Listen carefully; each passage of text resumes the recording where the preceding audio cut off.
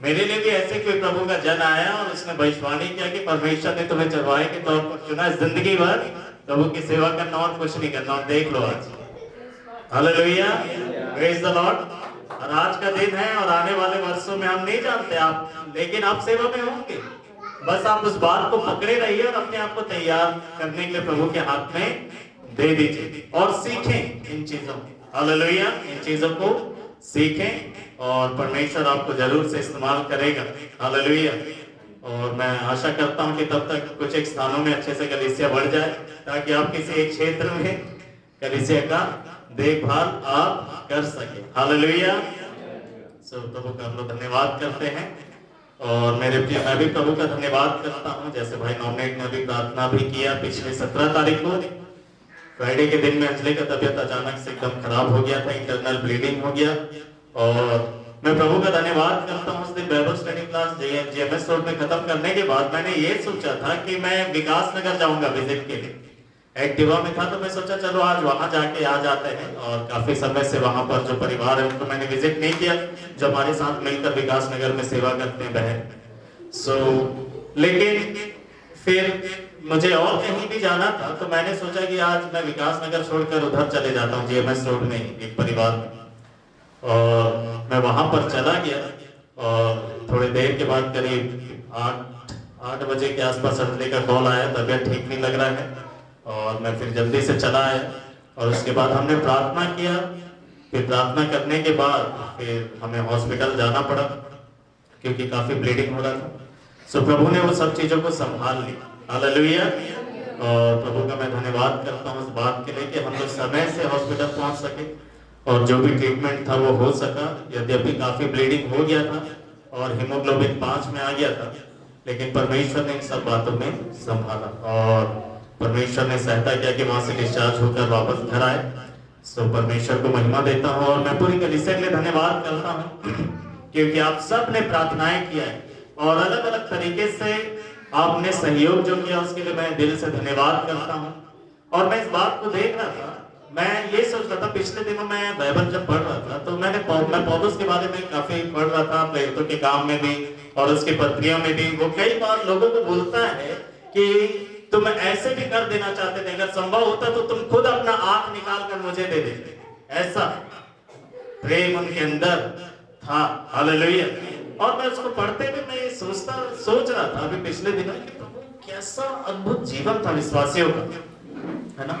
वो सहयोग हर एक प्रकार से, मतलब अगर उनका बस चले तो वैसा कर देते। अगर उस समय में शायद अगर वो आग निकालने वाला सर्जरी जैसा होता कि अपना आंख दूसरे को दे सकते तो शायद तो करने के तैयार हो जाते पौलुस के। सो उसके कहने का मतलब ये था। और मैं वैसा ही प्रेम कलीसिया में देखा। हालेलुया। मैं वैसा ही प्रेम कलीसिया में देखा जब मैंने देखा लोग कैसे चिंता करते हैं, सुधि लेते हैं, ध्यान रखते हैं, प्रार्थना करते हैं, पूछते हैं, जो कुछ उनसे बन पड़े। तो मैं हॉस्पिटल में बैठे बैठे मैं अपनी कलीसिया के बारे में मैं ये सोच रहा था कि प्रभु तेरा धन्यवाद। हालेलुया। कलीसिया में सारे लोगों के लिए तेरा धन्यवाद, उनके प्रेम के लिए, उनकी सुधि के लिए, उनकी चिंता के लिए, उनकी प्रार्थनाओं के लिए। मुझे ऐसा लग रहा था कि प्रभु अगर इनके बस में होता, अगर ये सक्षम होते तो पता नहीं है क्या कर डालते हो। Hallelujah, praise the Lord. So मैं आप सबका दिल से धन्यवाद करता हूँ, आप सबके सहयोग के लिए, साथ में रहे, आर्थिक तरीके से हो, प्रार्थना से हो। आप सबको परमेश्वर बहुत ब्लेस करे। मैं जानता हूँ अगर मैं बोलता तो सारे के सारे लोग भी आ जाते वहां पर विजिट करने के लिए, मिलने के लिए, लेकिन मैं कई लोगों को बोल रहा था कि रहने दीजिए। पता है क्यों? क्योंकि घर में रहकर प्रार्थना करना भी ज्यादा बहुत जरूरी है। सब वहां पर होंगे तो प्रार्थना कौन करेगा पीछे? मैं इस बात को हमेशा बोलता हूँ कि आप बुरा मत माने, उस समय मैं फोन में बोलता हूँ बुरा मत माने, लेकिन देखिए अगर आप घर में रहेंगे तभी तो आप हमारे लिए प्रार्थना कर पाएंगे। हम तो इधर उधर भाग दौड़ कर रहे हैं, बातचीत कर रहे हैं, लेकिन कोई होना चाहिए ना कि जो घर में बैठकर प्रार्थना कर रहा हो उस समय हमारे लिए। हालेलुया। सो मैं धन्यवाद करता हूँ लोगों का, पूरे कलीसिया का, हर एक प्रकार का सहयोग जो आपने दिया। और मैं बहुत आनंदित हुआ इस बार हॉस्पिटल में जाने के बाद। मैं ये नहीं बोल रहा कि हॉस्पिटल जाना अच्छा लगा, लेकिन जो कलीसिया का प्रेम में उन्नति मैंने देखा, मैं प्रभु का धन्यवाद करता हूँ इस बात के लिए। और मैं यही सोच रहा था कि प्रभु मुझे वचन याद आ रहे हैं प्रेरितों के दिनों में लोग कैसे बहुत कुछ करना चाहते थे, किसी भी प्रकार से सहयोग हो सके वो तैयार रहते थे। कितना प्रेम था, और ऐसे ही प्रेम बढ़ता चला जाता। हालेलुया। सो प्रार्थना करिएगा आगे भी, और डॉक्टर ने सर्जरी के लिए बोला है, और प्रार्थना करें कि अगर यही तरीका है परमेश्वर की ओर से तो सही समय में सर्जरी हो सके। थोड़ा सा मेजर सर्जरी जैसा होगा, लेकिन प्रभु सहायता करेगा। हालेलुया। सो आप लोग प्रार्थना में रखें ताकि सब चीजें ठीक से हो सके, ताकि पूरा इलाज हो जाएगा। डॉक्टर का ये कहना था, फर्स्ट टाइम उन्होंने ऐसा बोला था कि परमानेंट ट्रीटमेंट होगा। इससे पहले अभी तक नहीं बोले थे कि परमानेंट ट्रीटमेंट होगा, भले ही सर्जरी करना पड़ेगा। वो स्प्लीन हटाएंगे और वेन्स को किडनी के वेन से जोड़ देंगे, इस प्रकार का सर्जरी होगा, लेकिन ये परमानेंट ट्रीटमेंट होगा ताकि ऐसी चीजें और ना। हालेलुया। सो प्रभु का धन्यवाद हो, कोई ना कोई रास्ता निकल रहा है। सो प्रार्थना करें कि अगर यही वो रास्ता है ना, तो परमेश्वर हमें अनुग्रह दे, सामर्थ्य दे और संभाले, ताकि इन बातों से हम इस तरीके से निकल सके। हालेलुया। Praise the Lord. आप लोग आनंदित हैं? थोड़ा जोर से बोले। खुश हैं? उदास हो गए, दुखी हो गए, मायूस हो गए, परेशान हो गए, सर दर्द दे रहा है, बोझ जैसा लग रहा है सर के ऊपर? नहीं। हालेलुया। थोड़ा और जोर से बोले। हालेलुया। प्रभु का धन्यवाद हो। हाथों को उठाकर बोले कैसे? आपको पता है जब सच में आत्मा से आता ना, तो अपना शरीर खुद रिएक्ट करता है। आपका हाथ अपने आप उठेगा, किसी को बोलने की जरूरत नहीं पड़ेगी।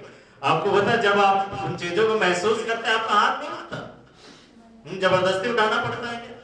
नहीं। आपको पता है आपका शरीर खुद वो काम उस प्रकार से प्रत्युत्तर देना शुरू करता है। हालेलुया।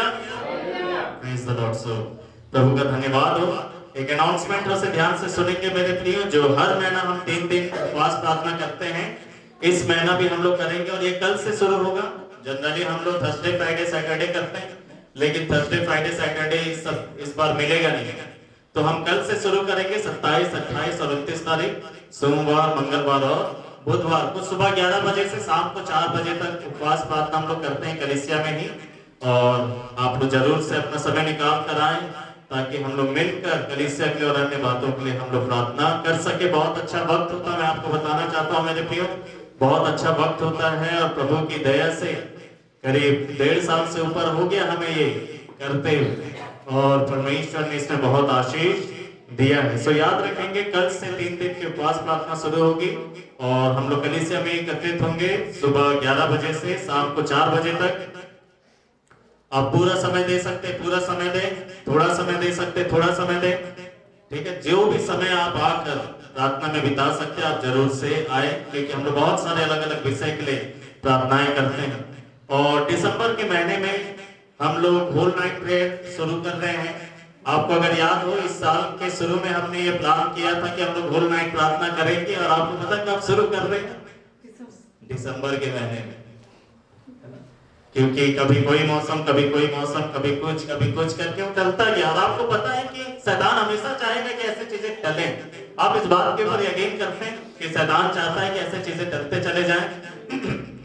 शैतान चाहता है, इसीलिए वो परिस्थितियां कई बार आती हैं, क्योंकि वो चाहता है कि उसको पता है कि जैसी वो चीजें आएंगी आप टाल देंगे, और वो हर समय आपकी जिंदगी में आएगा ताकि आप टाल दे। लेकिन प्रभु का धन्यवाद हो कि इस बार दृढ़ फैसला ले लिए हैं कि दिसंबर से हम लोग होल नाइट प्रेयर शुरू कर लेंगे, यहीं पर एकत्रित होंगे, और हम लोग रात में बैठ के प्रार्थना करेंगे मेरे प्रियो। और जो आराम करना चाहते हैं वो यहीं पर आराम कर सकते हैं। और ये मत सोचिएगा कि हम लोग 1-2 घंटा ही प्रार्थना करेंगे यहाँ पर, नहीं, वो वाला सिस्टम नहीं। आपको 1-2 घंटे के बाद चले जाना, आप जरूर से चले जाइएगा, लेकिन हम लोग कोशिश करेंगे कि पूरी रात प्रार्थना करें। हालेलुया। Praise the Lord. और मैं विश्वास करता हूँ कि परमेश्वर अद्भुत काम करेगा। सो याद रखिएगा इन अनाउंसमेंट्स को। आइए हम लोग परमेश्वर के वचन से कुछ बातों को देखेंगे मेरे प्रियो। मैं एक विषय के ऊपर सोच रहा था, जब हम लोग हॉस्पिटल में ही थे, तो एक रेफरेंस मेरे मन में आया, और मैं उसको एक अलग नजरिए से थोड़ा सा समझ पाया। उसके लिए मैं प्रभु का धन्यवाद करता हूँ। पहला कुरिन्थियों की पत्री, उसका 3 अध्याय और उसका 6वां पद। पहला कुरिन्थियों की पत्री, उसका 3रा अध्याय और उसका 6वां वचन मैं आपने इस प्रकार से यहाँ से पढ़ना चाहता हूँ मेरे प्रियो। यद्यपि इसका संदर्भ थोड़ा फर्क है, लेकिन यहाँ से मैं एक अलग विषय को आपको बताना चाहता हूँ। लिखा है 6वें पद में, पौलुस कुरिन्थ की कलीसिया से इस प्रकार से कहता है, मैंने बोया, अपुल्लोस ने सींचा, परंतु परमेश्वर ने बढ़ाया।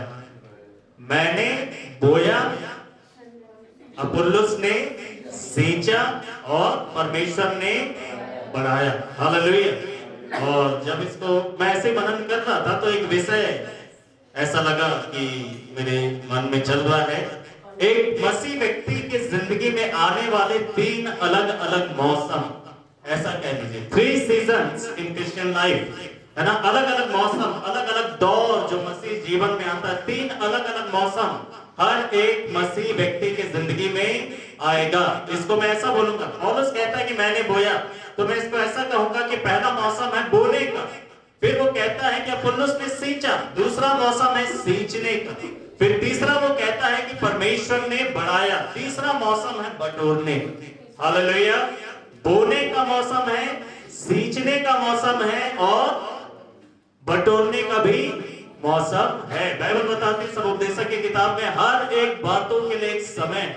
हालेलुया। बोने का भी समय है और काटने का भी समय है। और अगर बोने के समय में नहीं बोए तो क्या कटनी के समय काट सकते हैं? नहीं काट सकते मेरे प्रियो। मेरे प्रियो, कई लोग बोए हैं इसीलिए वो काट रहे हैं, और आप उनकी कटनी को देखकर परेशान होते हैं कि हम क्यों नहीं काट रहे। आप अपने आप से सवाल करिए कि क्या आपने उनके समान बोया कुछ? Hallelujah, hallelujah. मेरे प्रियो, कटनी हर एक को अच्छा लगता है, बटोरना हर एक को अच्छा लगता है, लेकिन मेरे प्रियो वो क्यों बटोर रहे हैं? वो क्यों कटनी को काट रहे हैं? उनके पास फल क्यों दिखाई दे रहा है? उनके पास फसल क्यों दिखाई दे रहा है? हमारी भूमि एकदम बंजर क्यों है और उसकी भूमि में फसल इतना क्यों है? अगर किसी किसान का जो खेत है उसमें कोई फसल नहीं है और दूसरे किसान के खेत में फसल नजर आ रहा है, तो पहला सवाल यही होना चाहिए कि क्या उस व्यक्ति ने अपने फसल में कुछ बोया भी था, अपने खेत में कुछ बोया भी था? Hallelujah, praise the Lord. मेरे प्रिय, ना केवल भूमि को तैयार कर देना, लेकिन उसमें कुछ बोना भी जरूरी। आप बहुत अच्छे लोग हैं, हालेलुया। आप बोलेंगे अच्छा, अरे अपने आप में कन्फेस करो थोड़ा, कितना धीरे से बोले। आपको शक है कि आप अच्छे हैं ये? आप अपने आप को इतना धीरे बोलो कि मैं अच्छा हूं करके, एकदम छुप के, सरवा के, डर के, कोई सुन ना ले, किसी को पता ना चल जाए कि आप अच्छे हैं। मैं अच्छा हूं। थोड़ा और जोर से बोलो। हालेलुया। एक दूसरे को बोले भैया, ज्यादा बोलो भाई। हाँ, हालेलुया। मैंने इसलिए बोला, देखो आप सब बहुत अच्छे, आप अच्छी भूमि है, ठीक है, लेकिन अच्छी भूमि का कोई फायदा नहीं अगर उसमें कुछ बोया नहीं गया हो। अगर आप अपनी जिंदगी में कुछ नहीं बोते, बाइबल बताती है जब दुष्ट आत्मा एक व्यक्ति के अंदर से चला जाता है तो वापस आता है ये देखने के लिए कि वो घर में कोई आ गया है या अभी भी खाली है। और अगर वो खाली होगा तो फिर वो और नुकसान पहुंचाएगा, दुष्ट आत्मा और साथ अपने से ज्यादा ताकतवर दुष्ट आत्माओं को लेकर आएगा। और अब कुल मिलाकर 8 दुष्ट आत्माएं हो जाएंगी। एक ही को झेला नहीं जा रहा था, 8 को कैसे झेलेंगे? फिर हालत और खराब हो जाएगी। सो ना केवल हमारी जिंदगी अच्छी बस वहीं तक सीमित नहीं है, लेकिन हम कर क्या रहे हैं, हम बो क्या रहे हैं, क्या हम बोते हैं? सो 3 मसीह जीवन के अलग अलग मौसम, पहला बोने का मौसम, दूसरा सींचने का मौसम और तीसरा काटने का मौसम। और कई बार लोग धोखा खा जाते हैं, मेरे पे बोते कुछ नहीं, मैंने बोला, लेकिन कटनी के लिए इंतजार कर रहे हैं। अगर किसी व्यक्ति ने बोया नहीं तो क्या कभी वो कटनी काटेगा? बोलेगा कि नहीं नहीं 5 साल के बाद कटनी हो जाएगी। नहीं, आपको पता है क्या काटेगा वो? ऊंट कटारे, है ना, काटे, झाड़ियां, ये सब, क्योंकि उसको बोने की जरूरत नहीं, वो अपने आप उगाते हैं। Hallelujah, praise the Lord. मेरे प्रिय, इसीलिए बोने के समय में बोना जरूरी है। अगर आप कुछ भी अपने जिंदगी में प्राप्त करना चाहते हैं, परमेश्वर से ही क्यों ना हो, तो आपको कुछ बोना पड़ेगा। हालेलुया। आप अपनी जिंदगी में खाली बैठे नहीं रह सकते, आप ऐसे चुपचाप अपने समय को नहीं काट सकते। मेरे प्रियो, आप धीरज भी धरे तो कुछ प्रतिफल पाने के, कुछ करने के बाद ही तो धीरज धरोगे या बैठे रहोगे? जो ऐसे बैठा हुआ कुछ बिना के इंतजार कर रहा है उसको कुछ हासिल होगा? देखिए एक वचन को पढ़ेंगे, होशे नबी की किताब उसका 8 अध्याय उसका 7वां वचन। होशे नबी की किताब उसका 8वां अध्याय और उसके 7वें पद में बाइबल क्या कहती है मेरे प्रिय? होशे नबी की किताब उसका 8 अध्याय और उसका 7 पद में लिखा है, वे वायु बोते और बवंडर लाते हैं।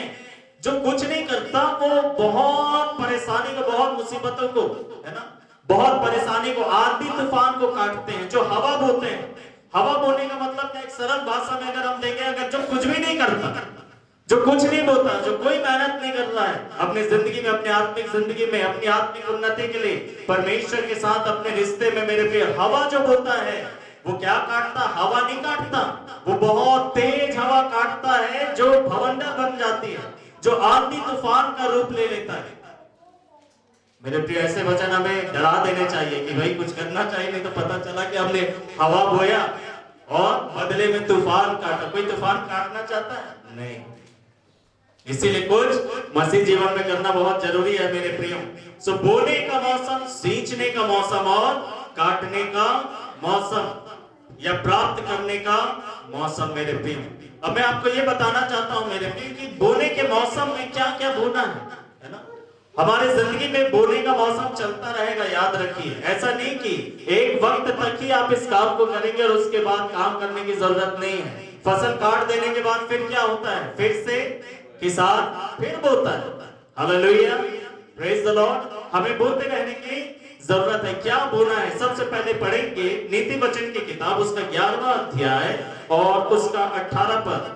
नीति वचन की किताब उसका 11वां अध्याय और उसका 18 वचन। यहाँ पर लिखा है, दुष्ट मिथ्या की कमाई कमाता है, परंतु जो धार्मिकता बोता है वह सच्चा प्रतिफल प्राप्त करता है। क्या बोता है? धार्मिकता को बोता है। आप क्या बोल रहे हैं? दुष्टता ना बोएं, बुरे कामों को ना बोएं, दुष्ट व्यवहार को ना बोएं, लेकिन धार्मिकता को बोएं, अच्छे जिंदगी को बोएं, धार्मिक काम करें। धर्म के काम आपको यद्यपि स्वर्ग में नहीं ले जा सकते मेरे प्रियो, लेकिन जब आप प्रभु यीशु मसीह में आ जाते हैं तो आप अपने आप धर्म के काम करना पसंद करते हैं। यीशु मसीह को पाने के बाद क्या एक व्यक्ति पाप करता रहता है? पाप करने की आजादी है क्या? नहीं है ना। पौलुस कहता है क्योंकि अनुग्रह बढ़ गया, क्या हम पाप पर पाप करते रहे? केवल यीशु मसीह से यह कहना कि यीशु मैंने तुझे ग्रहण कर लिया, तू मेरा परमेश्वर है, तू मेरा उद्धार करता है, लेकिन जिंदगी जैसे कि वैसे ही, जरा भी बदलाव नहीं, कोई नया मनुष्यत्व नहीं दिखाई देता। अभी भी वही पाप, अभी भी वही आचरण, अभी भी वही क्रोध है, अभी भी वही वैरभाव है, अभी वही पाप है, वही आदतें, कोई भी बदलाव नहीं आया। मैंने एक बीच में बोला था ना, खाली घर में फोटो बदलने से कुछ नहीं होता। आपको वो यीशु मसीह जो दीवार में है दिल में आना चाहिए। हालेलुया मेरे प्रिय, वो आपके दिल में आकर काम करना चाहिए। धार्मिकता का जीवन बोल। आप क्या बोल रहे हैं? आपके काम कैसे हैं? आपका व्यवहार कैसा है? आपका स्वभाव कैसा है? क्या उसमें धार्मिकता दिखाई देती है? बाइबल में लिखा है मेरे प्रिय, क्रोध मत करो, क्रोध करके शैतान को अवसर मत दो। क्रोध परमेश्वर के स्वभाव को नहीं दिखाता, कई बार परमेश्वर की धार्मिकता को नहीं प्रकट करता। धार्मिकता को बोएं। हालेलुया। अच्छे अच्छे काम करें मेरे प्रिय, ऐसे काम करें जिससे परमेश्वर की महिमा होती है। प्रभु यीशु मसीह ने कहा कि तुम्हारे काम ऐसे हो जिसे देखकर लोग स्वर्गीय पिता की महिमा करें। हमारे लिए तो अपने तारीफ पहले आ जाता है कि भैया उससे पहले हमारा हो जाना चाहिए। हमारा हो या ना हो, परमेश्वर कह रहा है कि तुम्हारे काम ऐसे हो जिससे मेरी महिमा हो। Hallelujah, praise the Lord. और परमेश्वर की महिमा का अगर हम लोग ध्यान रखेंगे मेरे प्रिय, तो हम लोग वैसे ही काम करेंगे जिससे परमेश्वर की महिमा होती है। अगर एक व्यक्ति शराब पीता था तो शराब पीना छोड़ दे तो ऐसा काम कर रहा है जिससे परमेश्वर की महिमा हो। अब शराब पीना शुरू कर दे, वही पाप करना शुरू, तो उससे परमेश्वर की महिमा होती, जरा भी महिमा होती। आप जरा सोचिए, कल्पना करके देखिए कि अगर कोई ऐसा कपड़ा, परमानेंट कपड़ा रहता जिससे जैसे आप प्रभु के ऊपर विश्वास करते तो लिखा जाता क्रिश्चियन, और आप उसको छिपा नहीं सकते। तो आप जो भी करते हैं लोगों के बीच में, कोई सिगरेट पी रहा है तो लिखा हुआ दिखाई दे रहा क्रिश्चियन, शराब पी रहा है तो दिखाई दे रहा क्रिश्चियन, जो भी पाप कर रहा है तो लिखा हुआ क्रिश्चियन। उससे परमेश्वर, और जो लोग देखेंगे बोलेंगे अच्छा क्रिश्चियन है, ये क्रिश्चियन है, ये क्रिश्चियन। उससे क्या परमेश्वर को महिमा मिलेगी? नहीं। धार्मिकता का जीवन बोई लिखा, जो धार्मिकता बोता है। हालेलुया। मेरे प्रिय, आप अपनी जिंदगी में क्या बो रहे हैं? क्या आप धार्मिकता को बो रहे हैं? क्या आप धर्म के कामों को बो रहे हैं? मेरे प्रिय, क्या आपके काम अच्छे हैं या परमेश्वर की नजरों में बुरे हैं? आपके काम कैसे हैं परमेश्वर की नजरों में? आप जो करते हैं, क्या आपने कभी सोचा कि परमेश्वर को वो अच्छा लगता है या बुरा लगता है? चाहे वो आप कहीं पर भी करते हो, हालेलुया, चाहे वो आप कहीं पर भी करते हो, आपको अपना कोई भी नहीं देखना होता, लेकिन स्वर्ग में बैठा हमारा परमेश्वर तो हमें देख रहा होता, ना केवल आपको देख रहा होता, तो मुझे भी देखता है। Hallelujah, praise the Lord. और मुझसे अगर गलती होती है तो मैं तो प्रभु के पास जाकर जरूर से माफी मांगता हूँ। हालेलुया, मैं उसमें देर नहीं करूंगा। हालेलुया, मैं उसको छोड़ूंगा नहीं, टालूंगा नहीं कि नहीं परसों कर लेंगे, माफी परसों मांग लेंगे। नहीं नहीं, उसमें जरा भी देर नहीं करना है। मेरे पे हमारे काम कैसे हैं? क्या आपको आपके काम लगते हैं कि वो परमेश्वर की नजरों में ठीक हैं, परमेश्वर को भारा होगा? सो मेरे प्रिय, धर्म के काम को बोए, धार्मिकता को बोए। दूसरा और क्या बोने की जरूरत है? उत्पत्ति की किताब उसका 26 अध्याय जब आप इसे पढ़ते हैं मेरे प्रिय, आप जानते हैं कि बाइबल इसहाक के बारे में बताती है। जब वो गरार में था, वहां बड़ा भयानक अकाल आया और परमेश्वर ने इसहाक से बोला कि तू इस जगह को छोड़कर मत जाना, इसी देश में रहना, मिस्र को ना चले जाना। मेरे प्रिय, जब भी हालात बिगड़ते हैं तो लोग जगह बदलते हैं, ये अक्सर होता है, आप याद रखें। ये एक प्रकार का परीक्षा का समय हो जाता है। जैसे परिस्थितियां कई बार लोगों की बिगड़ती है तो जगह बदलना चाहते हैं, कई बार लोग चर्च बदलना चाहते हैं, कई बार लोग अपने अगुवे को बदलना चाहते हैं, कई चीजों को। मैं सोचता हूं मेरे प्रिय, सबसे ज्यादा जरूरी है, इन चीजों को बदलने से ज्यादा जरूरी है कि सबसे पहले आप अपने आप को बदलें। हालेलुया, अगर आप बदलेंगे तो मेरे प्रिय, जहां पर आशीष नहीं है वहां पर भी आशीष आ जाएगी। हालेलुया। सो बहुत जरूरी है मेरे प्रियो कि मैं और आप अपने जिंदगी में ध्यान दें। सो ये संभव हो कि इसहाक भी सोच रहा हो कि मैं मिस्र को चला जाता हूं, लेकिन परमेश्वर ने उससे बोला कि नहीं, जो देश मैं तुझे बताऊंगा, जो जगह मैं तुझे बताऊंगा, वहीं पर ठहरे रहना, तू इसी देश में रहे और मैं तेरे साथ रहूंगा और मैं तुझे आशीष दूंगा। वो गरार में रहा और गरार भी अकाल से प्रभावित था। वहां पर अनाज नहीं था, अकाल का समय था और इसहाक ने बोला ठीक है परमेश्वर, मैं यहीं पर रुकूंगा। और फिर परमेश्वर ने उससे ये बोला कि इन अकाल के दिनों में तू गरार में क्या कर, खेती किसानी कर, तो जो बीज तेरे पास है उसे इसी सूखी भूमि में तू बो देना। हालेलुया। मेरे पे काफी मेहनत का काम था। सूखी भूमि में अगर कोई बीज बोना चाहता है तो बहुत आसान नहीं है, उसको तकलीफ होगा, मेहनत करना पड़ेगा। और उसने किया और बाइबल में लिखा है मेरे प्रिय कि उसी वर्ष उसने 100 गुना फसल काटा। हालेलुया। उसी समय में 100, उसी वर्ष में 100 गुना फसल काटा। और बाइबल में उसके बाद लिखा है कि वो धनवान होता चला गया, संपन्न होता चला गया। हालेलुया। क्यों? इसको मैं ऐसा बताऊंगा, इसने क्या बोया, ये बीज था या कुछ और था? मैं इसको ऐसा कहूंगा कि वो बीज से ज्यादा आज्ञाकारिता को बो रहा था। हालेलुया।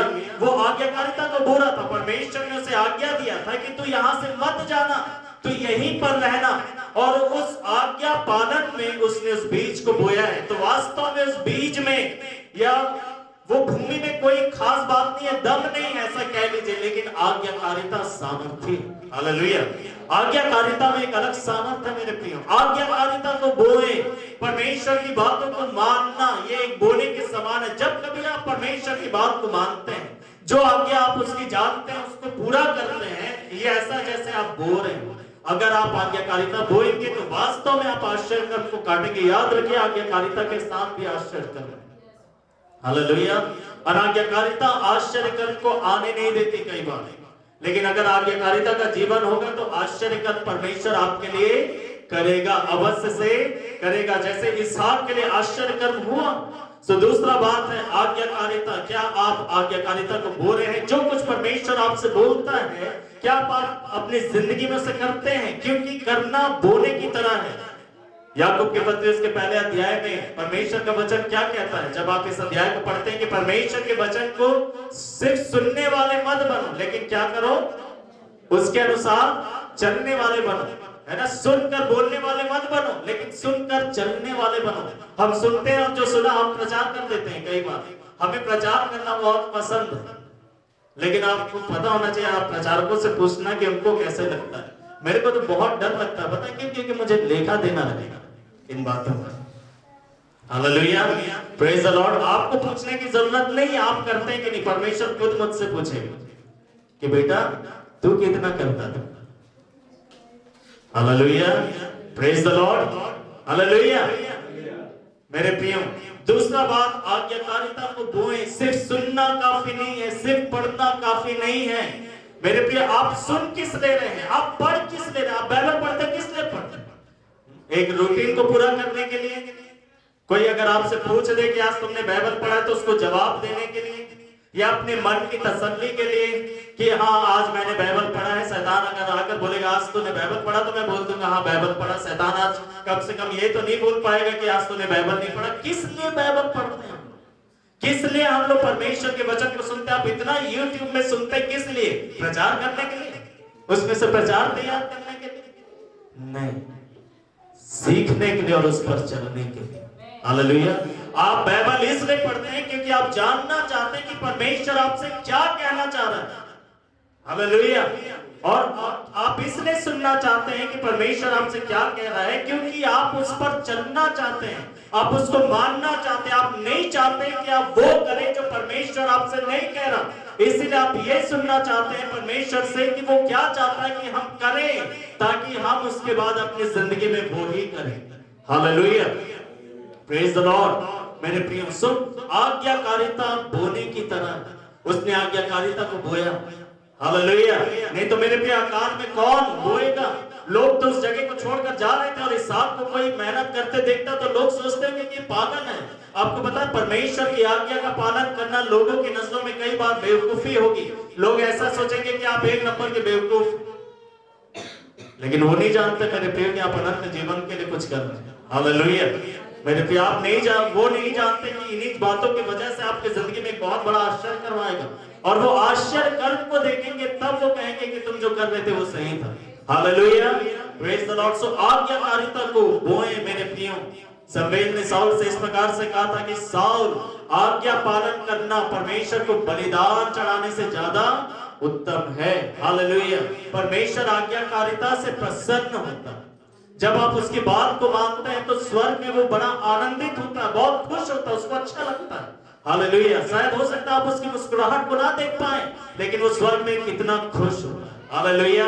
आप एक बार भी आज्ञा मानते हैं तो परमेश्वर को बहुत अच्छा लगता है। जरा सोचिए, अगर आप आज्ञाकारिता में चलते रहेंगे, आज्ञाकारिता को अपना जीवन शैली बना लेंगे, तो वो कितना ज्यादा आनंदित रहता हो। हालेलुया। अगर आप आज्ञा पालन करते हैं तो आपको शक नहीं करना है कि परमेश्वर आपसे खुश है या नहीं। 100% वो आपसे खुश है। भले ही जमीन पर आप थोड़े समय के लिए दुखी होंगे, लेकिन याद रखिए कि वो आपसे खुश है। Hallelujah, praise the Lord. मेरे प्रिय, परमेश्वर अय्यूब से बड़ा खुश था। वो इतना खुश था कि शैतान को बोल दिया, क्या तूने मेरे दास अय्यूब को देखा? हालेलुया।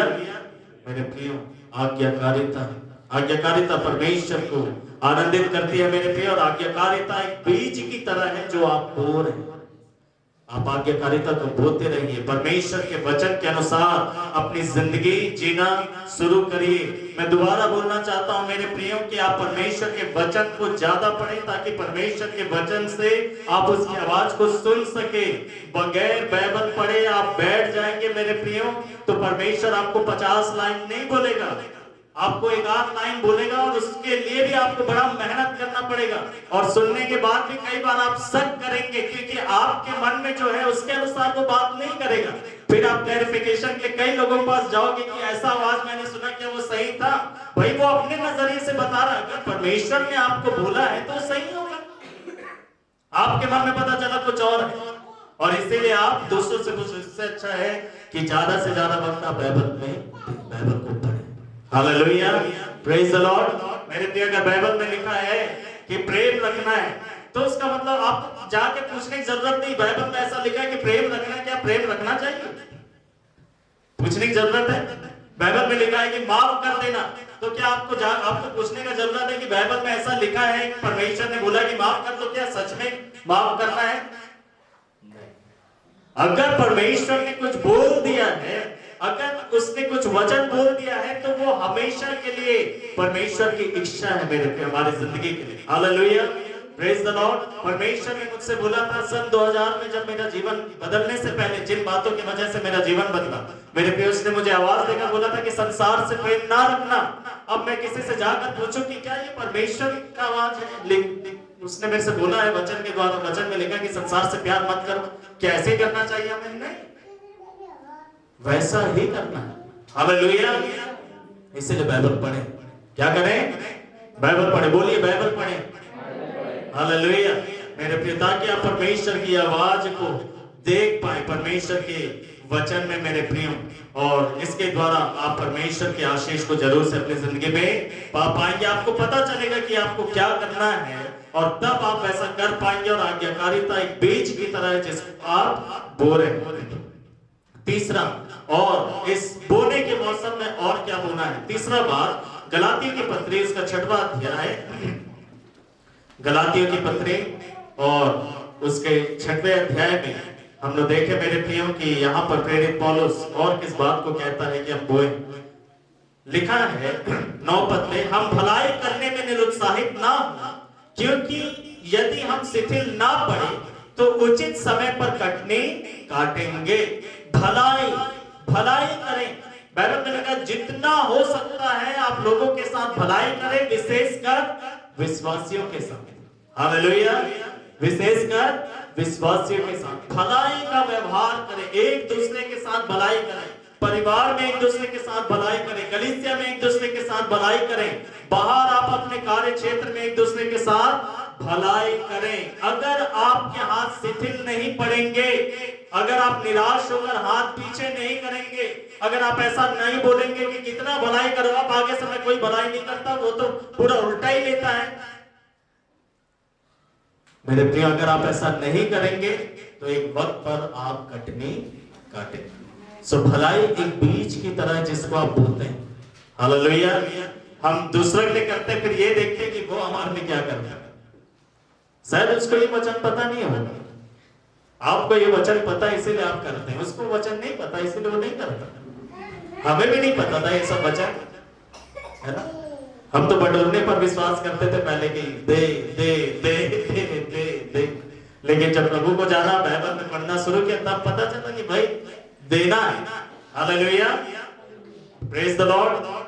और परमेश्वर का आत्मा जो हमारे अंदर है वही बातों को सिखाता है जो परमेश्वर चाहता है कि हम करें। सो भलाई भलाई भला व्यवहार करें, एक दूसरे के साथ अच्छा व्यवहार करें। आपका व्यवहार एक दूसरे के साथ कैसा है? पति का पत्नी के साथ घर में व्यवहार कैसा है? भलाई का व्यवहार है। पत्नी का पति के साथ व्यवहार कैसा है? भलाई का व्यवहार है। बच्चों का माता पिता के साथ कैसा व्यवहार है? क्या भलाई का है?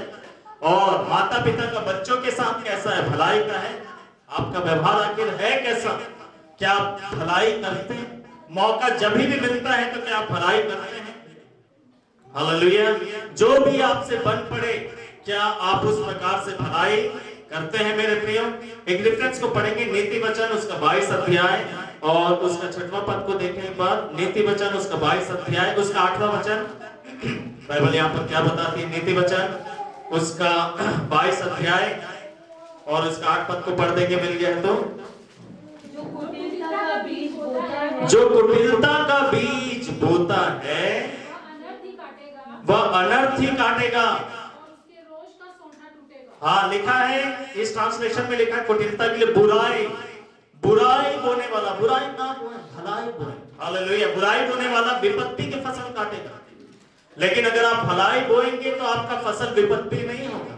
हालेलुया, अगर आप भलाई बोएंगे तो परमेश्वर के लिए उसका वो वादा पूरा होगा कि धर्मी जन पर बहुत सी विपत्ति आती है, लेकिन यहोवा उन सब से उन्हें निकालता है। हालेलुया, निकाल देता है, निकालता चला जाता है।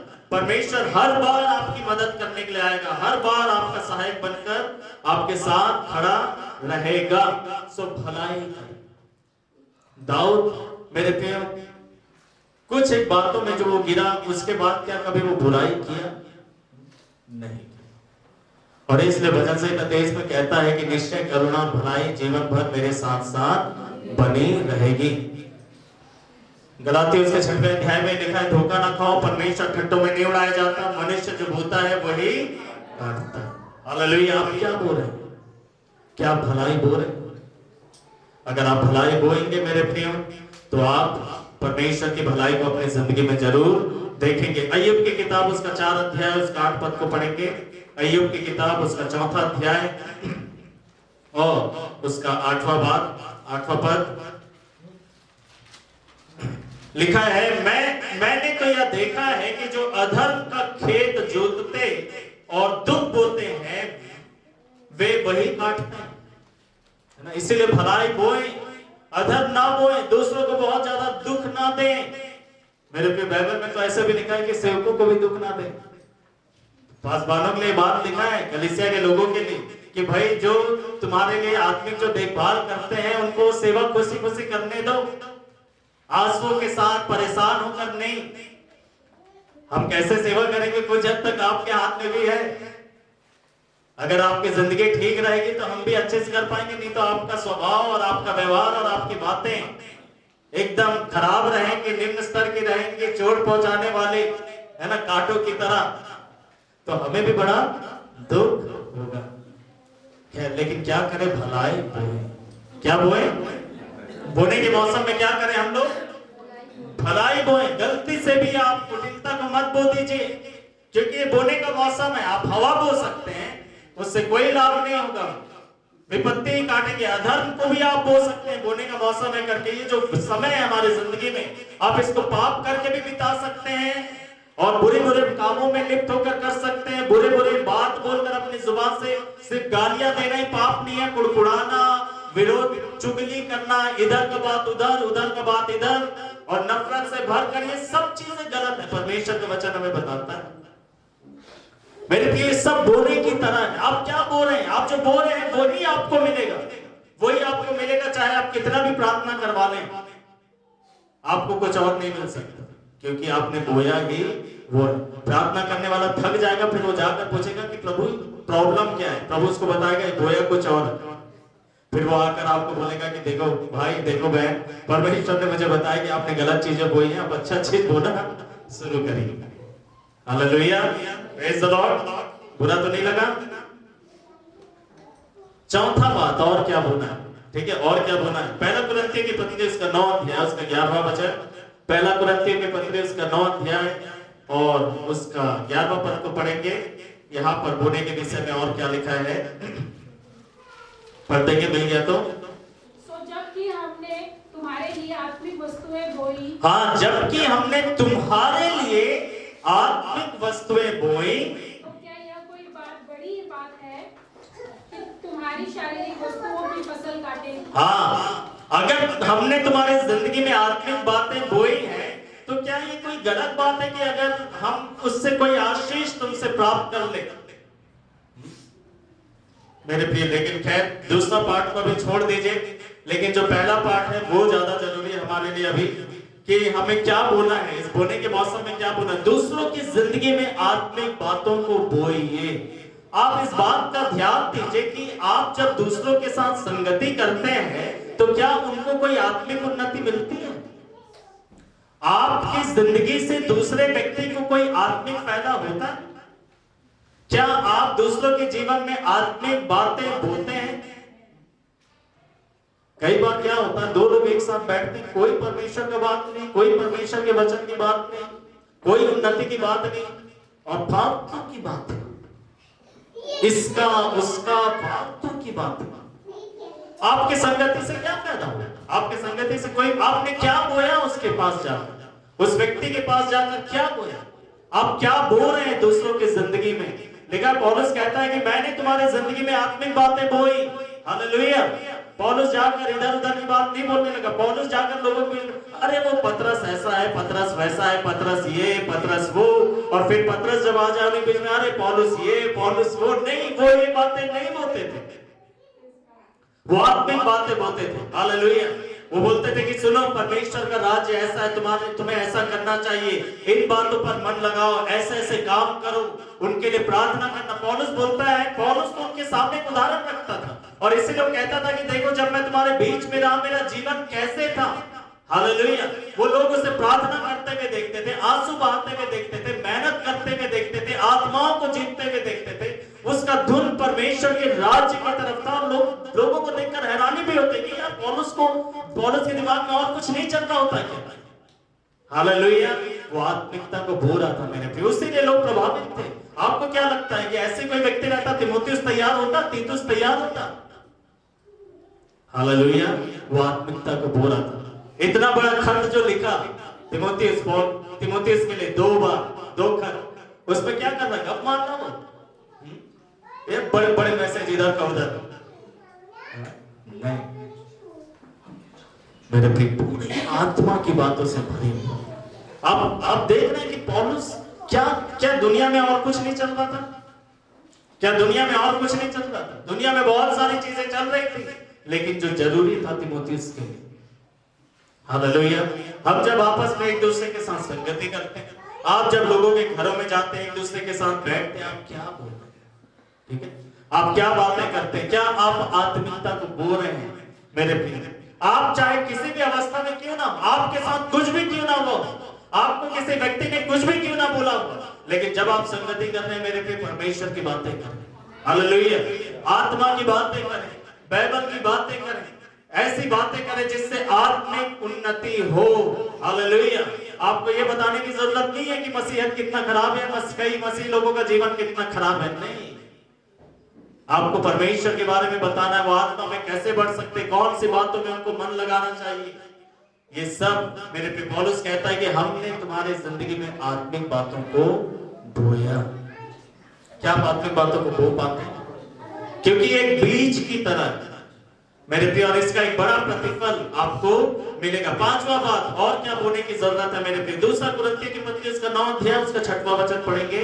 2 कुरिन्थियों की पत्री उसका 9 अध्याय और उसका 6वां वचन। हम लोग देख रहे हैं मसीह जीवन में आने वाले 3 मौसम, बोने का मौसम, सींचने का मौसम और काटने का मौसम। सबसे पहला हम लोग देख रहे हैं बोने का मौसम। पहला मैंने बताया क्या बोना है, धार्मिकता के जीवन को बोना है। दूसरा आज्ञाकारिता को बोना है। तीसरा भलाई को बोना है। चौथा दूसरों के जीवन में आत्मिक बातों को बोना है। 5वां 2 कुरिन्थियों 9 उसका 6 पद से आगे, परंतु बात ये है जो थोड़ा बोता है वह थोड़ा ही काटेगा। जो थोड़ा बोता है वह थोड़ा ही काटेगा। ये किस संदर्भ में लिखा है? आपके बाइबल में कुछ हेडिंग लिखा हुआ? क्या? दान कैसे दे? हाँ, मेरे बाइबल में भी ये वाले चीज में कोई फर्क नहीं है। दान कैसे दे? हालेलुया। और दान के बारे में क्या लिखा है? भेंट देने के बारे में क्या लिखा है? फिर से पढ़िए इस पद को। परंतु बात ये है, समझ लीजिए, परंतु बात ये है जो थोड़ा बोता है हाँ वो थोड़ा ही काटेगा, और जो बहुत बोता है वो बहुत काटेगा। अब अगर आप थोड़ा काटना चाहते हैं तो आप कैसे बोए? थोड़ा सा, ठीक है। लेकिन अगर आप ज्यादा काटना चाहते हैं तो आप कैसे बोए? ज्यादा। इसका और कोई विकल्प है? थोड़ा बोकर ज्यादा काट सकते हैं। देखिए बाइबल के सिद्धांत ही अलग है। आपके तरीके से बाइबल का वचन बदल नहीं जाएगा। उसको मिटाकर आप कुछ लिख भी दोगे ना, तभी भी वो पूरा नहीं होगा, क्योंकि वो आपके द्वारा लाया गया फिर बदल। परमेश्वर ने जो तरीका ठहराया वही। क्या बोने की जरूरत है मेरे प्रिय? बोने के मौसम में मैंने बताया, बोने के मौसम में धार्मिकता बोए, आज्ञाकारिता बोए, भलाई को बोए, दूसरों के जीवन में आत्मिकता को बोए। फिर उसके बाद अब हम लोग देख रहे हैं मेरे प्रियो की भेंट पैसा भी बोए। क्या बोए? जैसे पैसे का बात आता, कई लोग बोलते हमारे पास तो पैसा ही नहीं। मैं प्रार्थना करता हूं कि उनकी दशा बदले। हालेलुया। उनकी दशा बदल जाए। मेरे प्रियो बोना बहुत जरूरी है। पैसा भी बोना है, पैसा भी बोना है। बोने के वक्त में ये सब आपको बोना है, ताकि आप इन सब चीजों की फसल एक दिन काट सको। हालेलुया। आपको पैसा बोने की जरूरत है मेरे प्रियो। आप पैसे को बोए, परमेश्वर के राज में बोए, परमेश्वर के लोगों के लिए बोए, परमेश्वर की सेवकाई के लिए बोए। जो ज्यादा बोएगा, आपका जो पैसा है वो बीज की तरह है, ठीक है, वो बीज की तरह। कैसे है? बोलिए, मेरा पैसा बीज है, मेरा पैसा बीज है। ठीक? आपको पता है कि आप अपना जो भी आपकी आमदनी है उसमें से कितना बोते हैं? क्या बोते हैं? सबसे पहले उसमें से 10वांश बोलते हैं। फिर बोलिए कि मेरा टाइम बीज है। बीज छोटा होता है या बड़ा होता है? अगर कई लोगों की मानसिकता क्या होती है पता है? मैं तो इतना दे दिया, उसको कुछ नहीं मिलने वाला। लिख के ले लो आप, मैं तो इतना दिया, मेरा टाइट इतना ज्यादा है, आपको कुछ नहीं मिलेगा।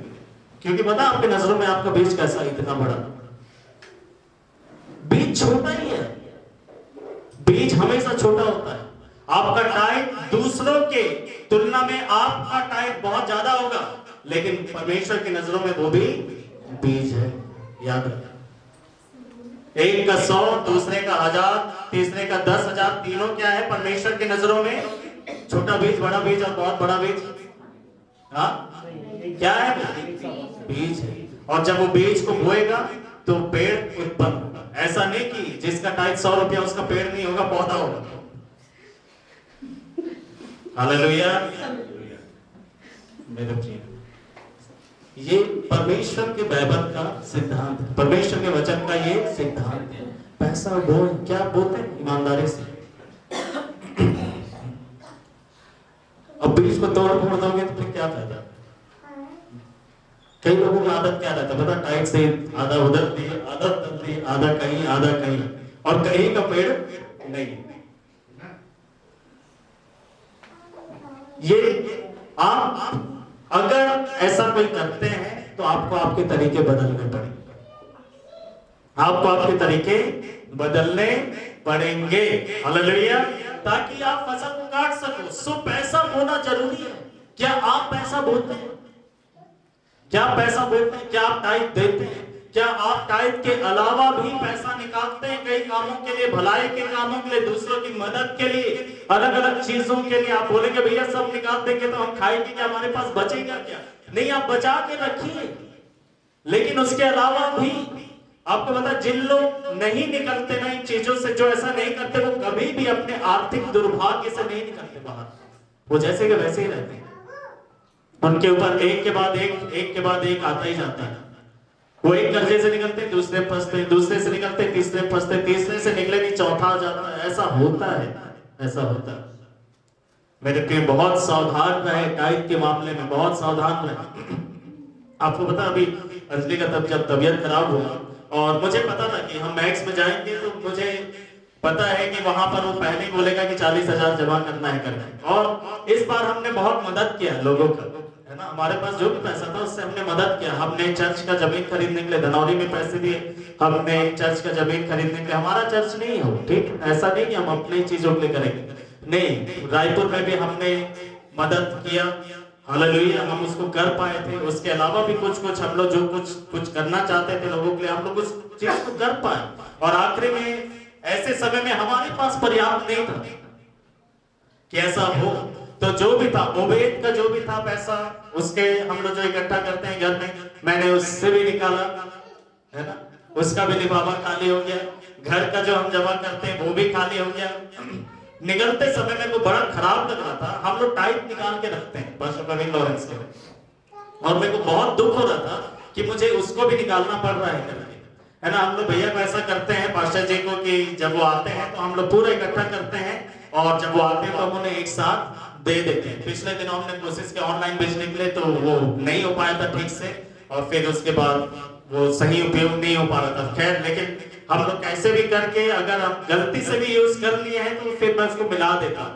तो मैंने उसको भी निकाला और उसको बैग के दूसरे पॉकेट में रखा। मेरे को बहुत अफसोस हो रहा था जब मैं उसको निकाल रहा था। मुझे पता है कि स्थिति अभी क्या है वर्तमान में, वहां पर जाने के बाद क्या होगा, लेकिन मुझे उन पैसों को निकालने में बड़ा दर्द हो रहा था। मैंने उसको अलग पॉकेट में रखा। मुझे ये भी नहीं पता कि कितना है, क्योंकि टाइट अंजलि निकालते हैं, मैं उनके हाथ में दे देता हूँ, वो निकालते ईमानदारी के साथ। Hallelujah, praise the Lord.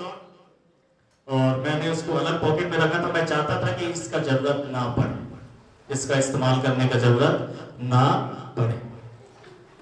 और फिर उसके बाद वहां पर गए। अगले दिन जब हमें कुछ पैसे देने थे तो हमारे पास जो कुछ भी, पहले दिन तो मैंने कुछ पेमेंट किया और पूरा तो मैंने नहीं किया। वो 40 बोले रहे थे, मैं पता था उसके मुंह 40 ही निकलेगा सबसे पहले, तो 15 ही मैंने दिया। मैं बोला भैया बाकी बाद में देखेंगे अभी करके धीरे धीरे। तो दूसरे दिन जब हम लोग को पेमेंट करने से पहले हम लोग, हमारे पास है कितना, उसको जब देख रहे थे तो सब पैसा मिला दिया। और उसको मिलाने के बाद मेरे फिर मुझे पता ही नहीं टाइप था कितना। और जब हम लोग डिस्चार्ज होकर आ गए, कुछ पैसे बचे हुए थे, मैं उनसे पूछ रहा था कि टाइप था कितना, जो भी अगले निकाले थे। हमें कुछ आइडिया नहीं था, बस एक अंदाजा लगा रहे थे। लेकिन प्रभु धन्यवाद, अंजलि ने डायरी में लिखा हुआ था, तो फिर से चेक किए कि टाइप कितना हमने निकाला था, वो सब पैसा निकाल के हमने रख दिया। और अंजलि ने बहुत अच्छा बात, मेरे को बहुत अच्छा लगा उनकी तारीफ। ऐसा नहीं कि सामने बैठे हैं या ऐसे ही बोल रहा हूँ क्योंकि पत्नी है करके, नहीं। उन्होंने मेरे को ये बात बोला कि आपको टाइप नहीं निकालना, बोला टाइप कुछ भी हो जाए टाइप मत निकालना, टाइप को वैसे ही रहने देना। Hallelujah, praise the Lord. वो बीज है, क्योंकि वही हमें देगा बाद में। आपको पता है जब फल होता है, बीज वाले फल होते हैं, उसमें फल खाने के लिए होता है और बीज खाने के लिए होता है।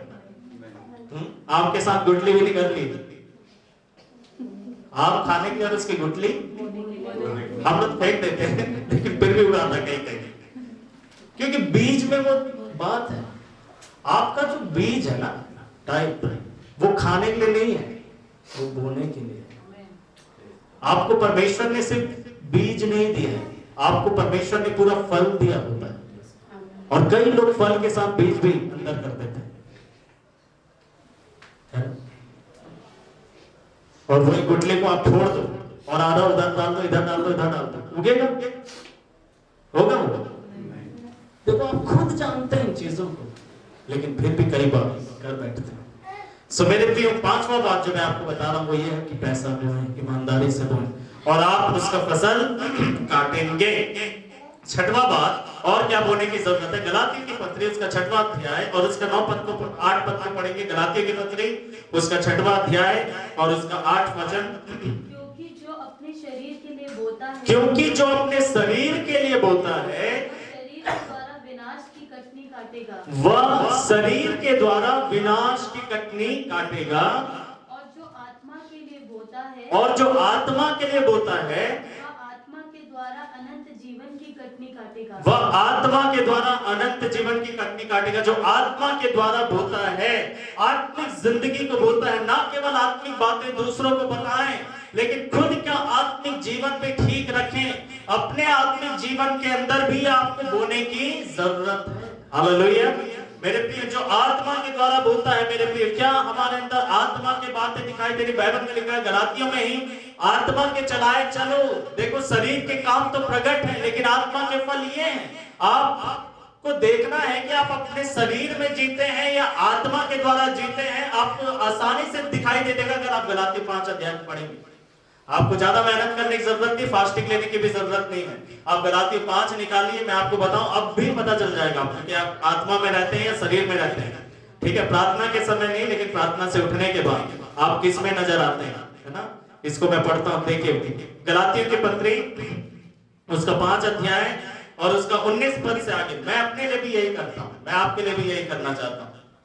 अब शरीर के काम स्पष्ट है, अर्थात व्यभिचार, अगर कोई व्यभिचार करता है आत्मा में नहीं, वो शरीर के काम को पूरा करना है। अशुद्धता, कामुकता, मूर्ति पूजा, जादूटोना, बैर। अब यहां से तो हमारा लिस्ट शुरू होता है जैसा लग रहा है। शुरू के बड़े बड़े तो छोड़ दो, बड़े बड़े में हम नहीं फंसते, छोटे छोटे फंस जाते हैं, है ना? छोटी छोटी बातों में क्या हो जाते हैं? फंस जाते हैं। बैर, झगड़ा, ईर्ष्या, क्रोध, मतभेद, फूट, दलबंदी, द्वेष, मतवालापन, रंगरेलियां तथा इस प्रकार के अन्य काम हैं जिनके विषय में मैं तुमको चेतावनी देता हूं, जैसे पहले चेतावनी दे चुका हूं। सो अगर इस प्रकार की चीजें आपको दिखाई दे रही हैं तो आप जान जाइए कि आप क्या बोल रहे हैं। आप आत्मा के लिए कुछ बोल रहे हैं, जो शरीर के द्वारा बोलता है, ये शरीर के द्वारा आप शरीर के काम ही तो बोगे, आत्मा के द्वारा आप आत्मा के काम को बोगे। सो आप जो कर रहे हैं, आप ध्यान दें कि आप शरीर के द्वारा बोल रहे हैं या आत्मा के द्वारा बोल रहे हैं। अगर ये सब काम आप कर रहे हैं तो किसकी कटनी काटोगे लिखा है? शरीर के द्वारा बोलोगे तो विनाश की कटनी काटोगे। उसको कोई नहीं बदल सकता। लेकिन अगर कोई आत्मा के द्वारा बोला, आत्मा के द्वारा बोलने का मतलब देखिए क्या लिखा, परंतु पवित्र आत्मा का फल प्रेम, आनंद, शांति, धीरज, दयालुता, भलाई, विश्वस्तता, नम्रता व संयम है। ऐसे ऐसे कामों के विरुद्ध कोई व्यवस्था नहीं। अगर ये चीजें आप अपनी जिंदगी में देखते हैं तो आप अनंत जीवन की कटनी काटेंगे। हालेलुया। सो क्या बोलने की जरूरत है मेरे प्रिय? आत्मा के अनुसार जीवन शैली को बोलने की जरूरत है। आपके काम आत्मिक काम है कि नहीं? हम दूसरों को भले बहुत अच्छा प्रचार कर लें, लेकिन अगर खुद उन बातों में चूक जाए तो उन आशीषों से भी चूक जाएंगे। ठीक है, एक और बात को देखेंगे, लूका रचित सुसमाचार उसका 8 अध्याय का 5 पद। और बोले के बारे में हम लोग देख रहे हैं मेरे प्रिय, बोने का मौसम है। ठीक है, बोने के मौसम में हमारे जिंदगी में क्या बोने की जरूरत है? लूका रचित सुसमाचार उसका 8 अध्याय उसका 5 पद बाइबल बताती है, एक बीज बोने वाला बीज बोने के लिए निकला और वो बीज बोता चला जा रहा, सड़क के किनारे बो दिया और पथरीली भूमि में भी बो दिया, कटीली झाड़ियों के बीच में भी वो बो दिया था। फिर उसके बाद उसने अच्छी भूमि में भी बो दिया और लिखा है कि ये बीज परमेश्वर का वचन है। ये बीज परमेश्वर का वचन है। अर्थात मैं आपसे ये कहूंगा कि ये जो समय है उसे सेवा में लगाएं। क्या आप सेवा बो रहे हैं? क्या परमेश्वर के वचन को बताने का जो बोलने का जो तरीका है क्या आप उसमें हैं? क्या परमेश्वर के वचन को औरों को बताते हैं? क्या आप अपनी गवाही बताते हैं? जब कभी आपको मौका मिलता है, क्या जो भी सेवा आपसे हो पाती है, सेवा का मतलब यही नहीं है कि प्रचार करना, यहाँ पर चर्च में खड़े होकर संडे के दिन में प्रचार करना ही सेवा है। नहीं, ये एकमात्र सेवा नहीं है। बहुत सारी सेवाओं में से ये एक सेवा है। क्या आप जब कभी भी मौका मिलता है, क्या आप परमेश्वर के वचन को बताते हैं लोगों को? आपको बोलने की जरूरत नहीं है। जब आप बाहर में हैं, लोगों के बीच में, आपको ये बोलने की जरूरत नहीं है कि बाइबल में ये लिखा है करके, है ना? आप सिर्फ वचन जो आपको याद है आप बोल दीजिए। अगर कोई ऐसी बातचीत करता, समझ लो, ऐसे कहने के लिए मैं बोल रहा हूं कि आप ऐसे बातचीत कर रहे हो और कोई ऐसे ही आपसे कुछ बातचीत कर रहा, आप बोल सकते नहीं नहीं, लेने से देना उत्तम। आपने नहीं बताया कहां लिखा, कौन बोला, क्या बोला, लेकिन आपने उसके अंदर एक वचन बोल दिया। और ऐसे वचन आप बोलते रहोगे तो आपसे एक दिन जरूर पूछेंगे ये बातें तुम कहां से लाते हो? हालेलुया। और तब आप बताएंगे ये यीशु मसीह से मिला। Hallelujah, praise the Lord. मेरे प्रिय, और तब उनको आशीष मिलेगा। आप बोए, क्या आप बोलने की सेवा परमेश्वर के वचन को क्या आप बोल रहे हैं? आप ये देखेंगे कि कौन सुनेगा कौन नहीं सुनेगा। यहां तो हर किसी के पास बोल दिया, जो नहीं सुन रहे थे उनको भी मौका मिला। कौन कैसा था? बहुत अच्छे अच्छे लोगों को ही नहीं, लेकिन मेरे प्रिय, आप सेवकाई को भी बोलने की जरूरत है। क्या आप सेवा कर रहे हैं? कितना वक्त कई बार हम दूसरे लोगों के साथ गुजारते हैं। नहीं, मैं तो इस बात में शर्माते नहीं हमारे बीच में, लेकिन मैं उनके जीवन को देखता हूँ, जबकि वो इतने मर्दार, लेकिन वो कोई मौका नहीं खोलते। वो कोई मौका नहीं खोलते। वो बस में आ रहे, बाइबल पकड़ के आते रहते हैं, छोटे न्यू टेस्टमेंट, क्योंकि उनको देना है। दुकान में जाते हैं, वो देते हैं। कई जगह वो बोल रहे हैं परमेश्वर के वचन, वो बोल रहे हैं। क्या आप सेवकाई को बोल रहे हैं मेरे लिए? जिस प्रकार की भी सेवा परमेश्वर ने आपको दिया है, जो भी सेवा परमेश्वर ने आपको दिया है, क्या आप उसको बोल रहे हैं? आप उसको बार बार उसको बोल रहे हैं? और क्या बोलने की जरूरत है? जल्दी से पढ़ेंगे लूका रचित सुसमाचार उसका 18 अध्याय। खैर ये मैं आपको बता देता हूँ। लिखा है कि बिना निराश हुए लगातार प्रार्थना करो। प्रार्थना करना, क्या आप प्रार्थना बोल रहे हैं? कई बार लोग निराश हो जाते हैं ना भैया कि हमने प्रार्थना किया, कोई जवाब नहीं मिला।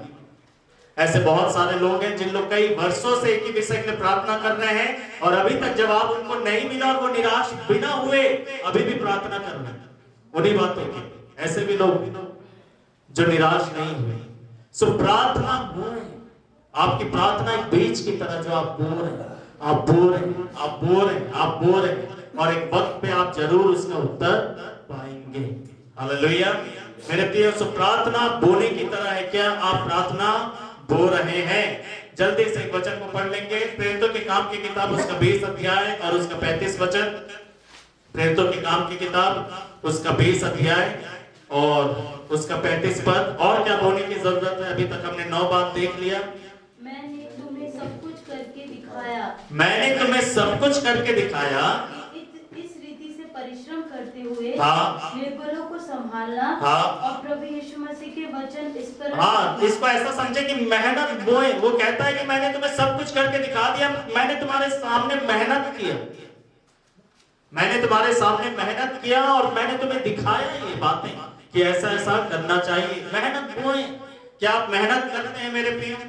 क्या आपको मेहनत करना पसंद है?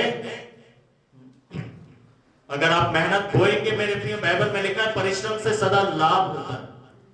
जो परिश्रमी व्यक्ति है उसको हमेशा लाभ होता है, उसको कमी नहीं होता। कई बाइबल में लिखा जो कटनी के समय में भी सुनता रहे। तो कितना जरूरी है कि हमें मेहनती बनना चाहिए। जो अच्छी बातें हैं मेरे प्रियो, जो हमारे लाभ के लिए है, हमारी उन्नति के लिए है, हमारी भौतिक उन्नति के लिए, हमारी आत्मिक उन्नति के लिए, हमारे आर्थिक उन्नति के लिए, ऐसे चीजों में क्या करना चाहिए? मेहनत करना चाहिए ताकि आप बढ़ सके। सो ये बोने के मौसम में ये सब बोना, मेहनत करने का एक वक्त है। अगर आप मेहनत करने के समय में मेहनत नहीं बोगे तो आप क्या काटोगे? आपने जैसा मेहनत किया है वैसे ही आपको कटनी मिलेगा। सो ये सब बोने के बारे में था, बोने का मौसम। मसीह जीवन में एक मसीह के जीवन में 3 अलग अलग मौसम आते हैं। पहला था बोने का मौसम। ये बोने का मौसम कौन सा? जहां पर हमें करना है, परमेश्वर कुछ नहीं करेगा। परमेश्वर कुछ नहीं करेगा। किसको करना है? हालेलुया। मैं एक वचन को सुन रहा था, अभी याद आया, ये अपोस्तल अंकुर नरोला जी का एक लाइन, मैं शॉर्ट्स ऐसे उनका सुन रहा था। एक लाइन बहुत अच्छा उन्होंने बोला। कई बार लोग क्या करते हैं, जो बातें परमेश्वर हमारे हाथ में दिया हुआ उसे हम परमेश्वर के हाथ में दे देते हैं। समझे कि जो बातें परमेश्वर ने हमारे ऊपर छोड़ी है उन्हें हम परमेश्वर के ऊपर छोड़ देते हैं। ऐसा करने से उन बातों में सफलता मिलेगी नहीं, क्योंकि उन बातों के परमेश्वर ने किसके हाथ में छोड़ा है? हमारे हाथ। अगर बीज हमारे हाथ में दिया है तो हमें वो बोने के लिए बोल रहा है। हम बीज उल्टा उसके हाथ में दे देंगे तो सो ये जो बोने के वक्त के बारे में मैंने बताया, बोने का जो मौसम है मेरे प्रिय, उसमें आपको करना है, परमेश्वर कुछ नहीं करेगा। परमेश्वर कुछ नहीं करेगा, ये आपको करना है। आपको धार्मिकता बोना है, आपको आज्ञाकारिता बोना है, आपको भलाई बोना है, आपको दोस्तों की जिंदगी में आत्मिकता को बोना है, आपको पैसे बोना है, आपके स्वयं की जिंदगी में आत्मिक जीवन को बोना है, आपको सेवकाई बोना है, भले जीवन को बोना है, ठीक है, और आपको मेहनत बोना है, प्रार्थना बोना है। ये आपको करना पड़ेगा, ये आपका काम है। परमेश्वर नहीं करेगा ये वाला काम। प्रार्थना आप करोगे या परमेश्वर करेगा? आप करोगे, ठीक है। आप ये सोच कर कि अरे मेरा तो महायाजक है, ठीक है, मेरा तो महायाजक है जो मेरे लिए मध्यस्थ करता है, तो मुझे कुछ करने की जरूरत नहीं। आप गलत है, आप गलत है, ठीक है। सो ये आपको बोने का जो मौसम है उसमें आपको बोना है। जब मौसम बोने का होता है तो किसान का काम आ जाता है। किसान आता है और किसान मेहनत करता है, सब कुछ किसान करेगा और बीज लेकर आएगा और बीज को वो खेत में बो देगा। फिर उसके बाद आता है दूसरा मौसम, सींचने। हालेलुया, सींचने, पानी डालने। ये भी कौन करेगा? आप करें। जब आप अपने गार्डन में कोई पौधा लगाते हैं या कोई बीज डालते हैं तो उसके बाद आप छोड़ देते हैं? नहीं, आप उस पर पानी डालते हैं, उसमें पानी डालते हैं ताकि वो अंकुरित हो। आप जो बो रहे हैं ऐसे नहीं बो रहे, आप एक उद्देश्य के साथ बो रहे हैं। क्यों? आप एक फसल काटना चाहते हैं। हालेलुया, बोले मैं फसल काटना चाहता हूँ। हालेलुया, आप बोले। उसके बाद आपको उसको सींचना है। अब सींचने का मतलब क्या है, इसको एकदम संक्षिप्त में मैं आपको बताऊंगा। सींचने का मतलब है बार बार उसी काम को करते रहना। आत्मिक जिंदगी में सींचने के लिए एक बार करके आप छोड़ नहीं सकते। आत्मिक जिंदगी में सिंचाई का मतलब है कि उस काम को बार बार करते रहना। हालेलुया। धार्मिकता के काम बार बार करते रहना, आज्ञाकारिता बार बार करते रहना, हालेलुया। भलाई बार बार करते रहना, आत्मिकता आत्मिक जिंदगी को हमेशा जीते रहना, हमेशा भेंट देते रहना, हमेशा मेहनत करते रहना, प्रार्थना करते रहना। जब आप एक काम को बार बार करते हैं तो ये सींचने के समान है, आप उसको सींच रहे हैं, आपके द्वारा वो सिंचाई हो रही है, आपको करने की जरूरत है, हालेलुया। ये आपको करने की जरूरत है। सिंचाई के मौसम में आप ही सींचेंगे, प्रेज द लॉर्ड। गार्डन में पानी आप ही डालेंगे, खेत में भी नलके चलाते हैं, है ना, हैंडपंप से हो, नालों से हो लो पानी, उनकी जिम्मेदारी है। आपकी भी जिम्मेदारी है कि आप अपने बीज को सींचें बार बार करके, मेरे प्रिय। ये दूसरा मौसम, अगर जब आप बार बार करेंगे तो सिंचाई, तब तीसरा मौसम आता है, हालेलुया। तब तीसरा मौसम आता है, हालेलुया। तीसरा मौसम बहुत बढ़िया है। वो कौन सा है?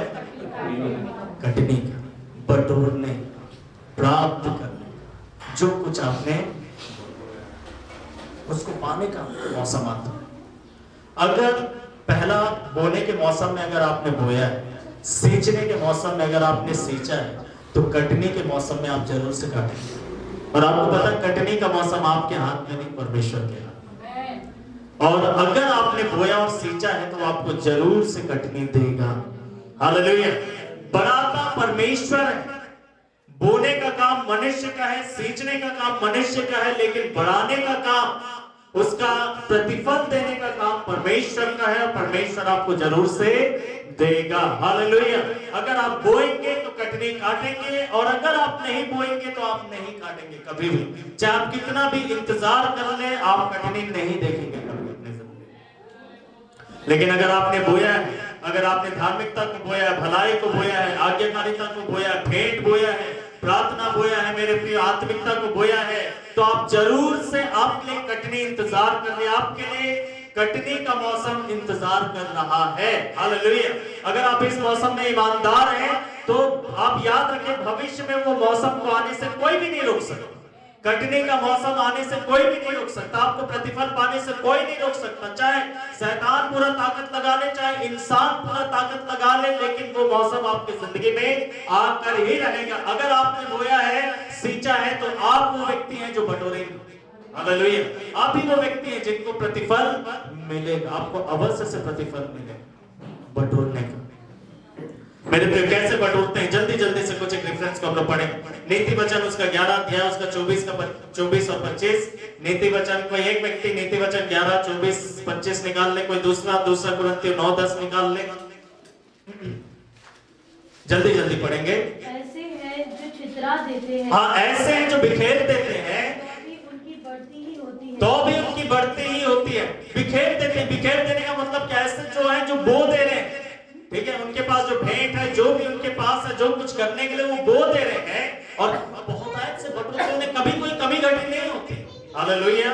फिर उसके बाद देखें दूसरा कुरिन्थियों 9, 10। जो बोने वाले को बीज और भोजन के लिए रोटी देता है, हाँ, वो तुम्हें बीज देगा, हाँ, उसे फलवंत करेगा। जो बोने वाले को बीज देता है और खाने वाले को रोटी देता है, वो तुम्हें बीज बहुत आयत से देगा, और तुम्हें कोई घटी नहीं होगी। मेरे प्रिय, आप जरूर से प्राप्त करेंगे, फसल आपको जरूर से मिलेगा, याद रखें। सो इस प्रकार के रेफरेंस आप देखते हैं मेरे प्रिय। लूका रचित सुसमाचार 6:38 में लिखा है कि जो जिस नाप से देता है उसी नाप से उसे भी दिया जाएगा, आपको जरूर से मिलेगा। और नीति वचन उसका 10 का 16 पढ़िए। नीति वचन 10:16। धर्मी का परिश्रम जीवन के लिए होता है, हाँ, धर्मी का परिश्रम जीवन के लिए होता है, हाँ। देखिए, आप जो भी बोल रहे हैं उसका एक अच्छा प्रतिफल आपको मिलेगा।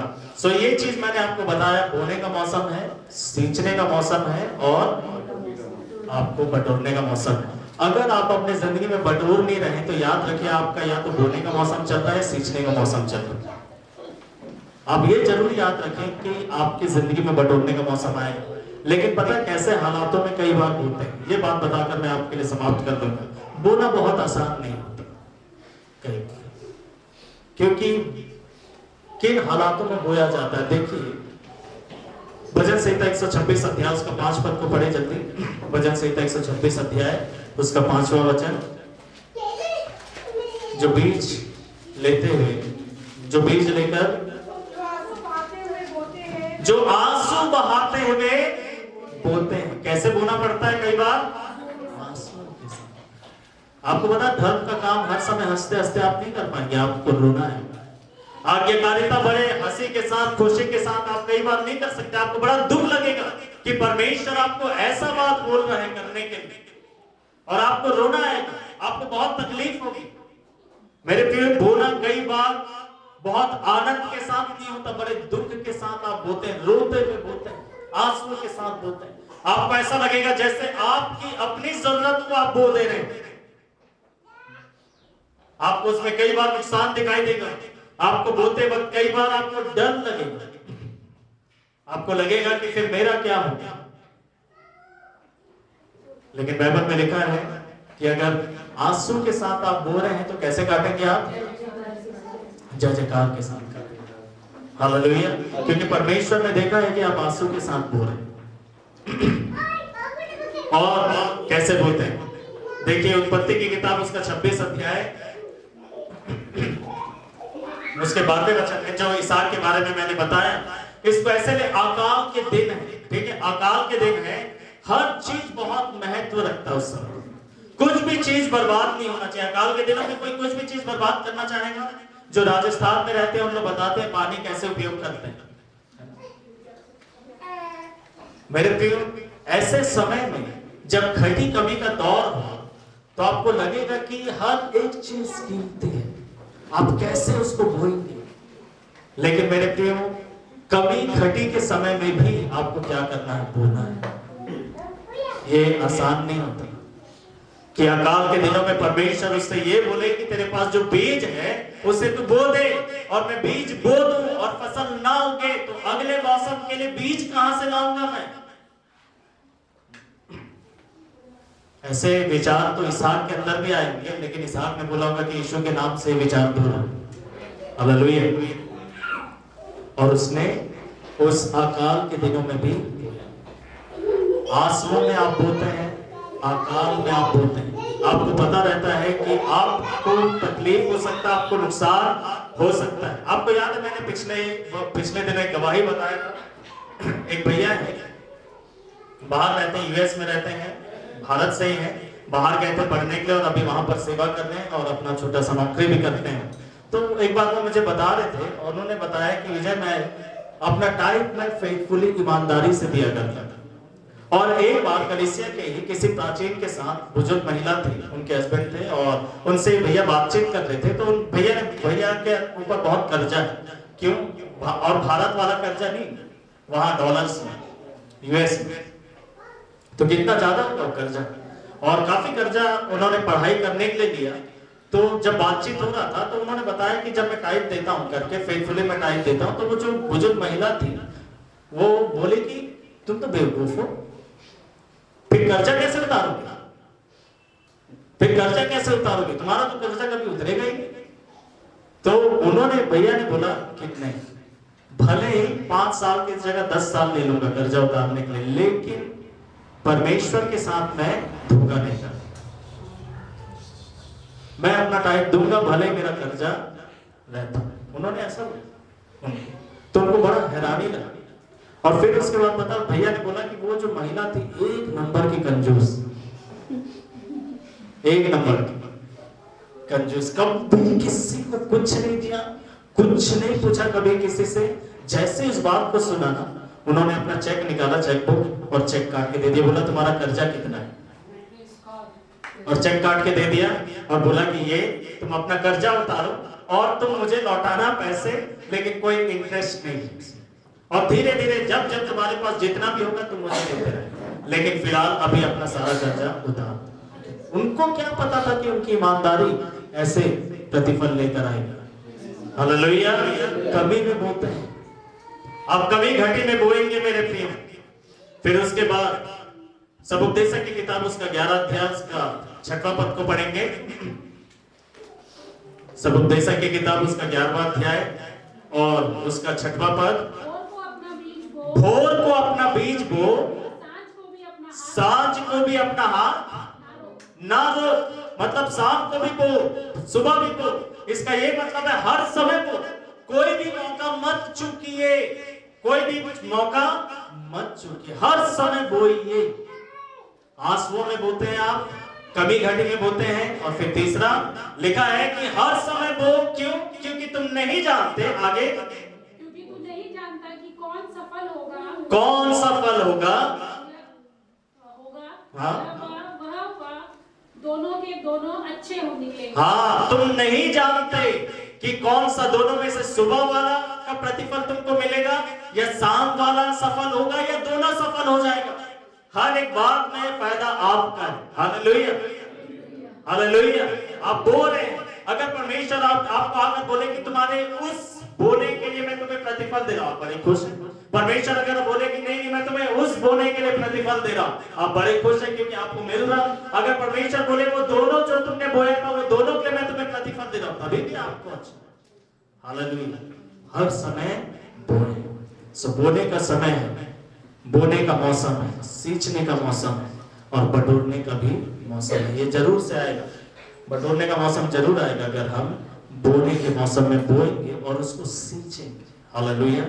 आइए हम सब अपने स्थानों में खड़े हो जाएं, प्रार्थना करेंगे और समाप्त करेंगे।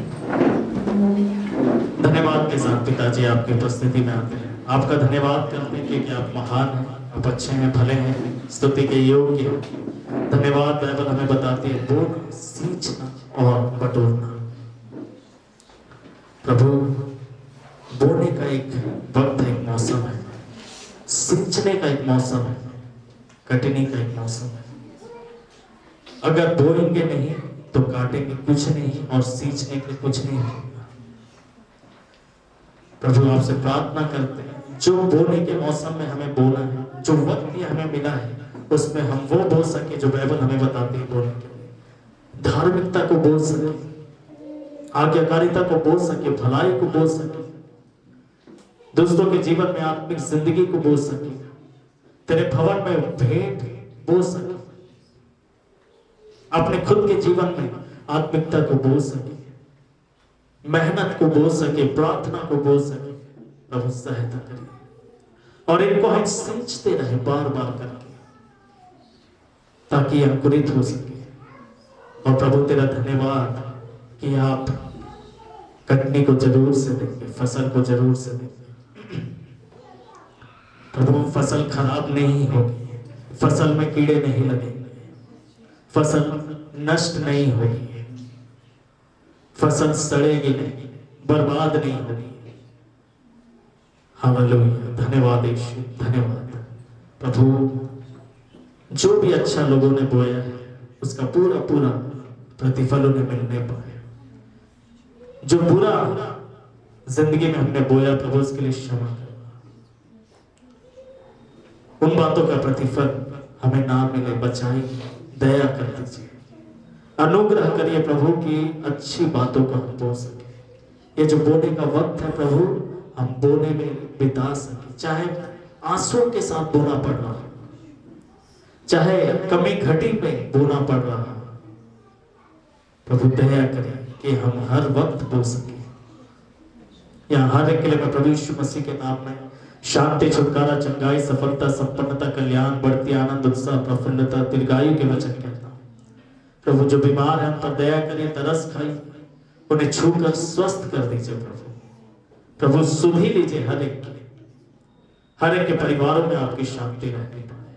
बड़ी गवाहियां हर एक की जिंदगी में आप जोड़िए प्रभु। आश्चर्य कर्म करिए प्रभु, आश्चर्य कर्म करिए, प्रार्थनाओं का जवाब दीजिए, हालातों को बदल दीजिए, मुसीबतों को खत्म कर दीजिए, विपत्तियों से बाहर निकाल ले आइए। भलाई करिए प्रभु, सबके साथ भलाई कर दीजिए। सुधी लीजिए हर एक की परमेश्वर, सुधी लीजिए। हर एक के लिए आप प्रबंध करता है प्रभु, हर एक के लिए प्रबंध करिए, मदद करिए हर एक की, हर एक के साथ रहिए, संभालिए। धन्यवाद आपने हमारी प्रार्थना को सुना। जब यहाँ से लोग अपने घरों को लौटते हैं, मार्ग में इनकी रक्षा कर, संभाल के रखें, अनुग्रह देना कि अगले सप्ताह जब आए तो बड़े आनंद के साथ और गवाहियों के साथ आए। प्रभु यीशु के नाम से मांगता हूँ पिताजी, सुने आमीन। आइए प्रभु की प्रार्थना करेंगे और आशीष वचन के साथ समाप्त करेंगे। हे हमारे पिता तू जो स्वर्ग में है, तेरा नाम पवित्र माना जाए, तेरा राज्य है, तेरी इच्छा जैसे स्वर्ग में पूरी होती वैसे इस पृथ्वी में भी पूरी हो। हमारे दिन भर की रोटी आज हमें दे और जिस प्रकार हमने अपने अपराधियों को क्षमा किया वैसे ही आप भी हमारे अपराधों को क्षमा करें और हमें परीक्षा में ना डालें परंतु बुराई से बचाएं, क्योंकि राज्य पराक्रम और महिमा युगाने का आपका है। आमीन। अब हमारे परमेश्वर पिता का प्रेम, प्रभु यीशु मसीह का अनुग्रह और पवित्र आत्मा की संगति और सहभागिता हम सब के साथ अब से लेकर हमेशा तक होती है। आमीन। आमीन। आप सबको जय मसीह की। परमेश्वर आप सबको आशीष दे। हम सब आपस में मिल सकते हैं।